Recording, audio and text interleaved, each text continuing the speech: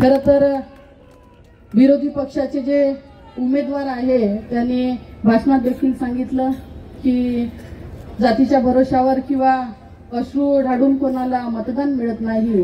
खरं तर सुधीर भाऊचा मी खूप आदर करत होती, पण एका विधवा महिलेच्या अश्रूवर असंवेदनशीलपणे असं काही वक्तव्य ते करल याची कल्पना मला देखील नव्हती। पण अशा त्यांच्या या वक्तव्यावर माझी मायबाप जनता, माझी माता भगिनी कदापिही त्यांना माफ करणार नाही हे आजच त्यांनी मनात ठाणून घेतलं पाहिजे। कारण एखाद्या विधवा महिलेला साधारणतः माझ्या मित्रांना जाऊन 10 महिन्याचा कार्यकाल झाला। या 10 महिन्याच्या कार्यकालात माझ्यावर आणि माझ्या कुटुंबावर जे दुःखाचा डोंगर कोसळलं आणि महिनाभर मी घरात होती, महिन्यानंतर बाहेर निघली। कारण महिनाभर शेवटी कौटुंबिक जबाबदाऱ्या जरी माझ्यावर असल्या तरी सोबत एका विधानसभेची आमदार, एक लोकप्रतिनिधी म्हणूनही होती आणि माझ्या मतदारसंघाची जबाबदारी माझ्यावर होती। त्याच्यामुळे आज सतत 9 महिने झाले मी संपूर्ण लोकसभा क्षेत्र पायाला भिंगरी लावून फिरत आहो।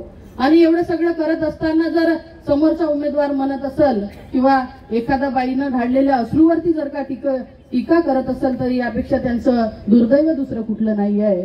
आज मी कधीही म्हणणार नाही की मला अश्रूच्या नावावर मत पाहिजे, मी मताची भीक कधी कोणाला मागणार नाही।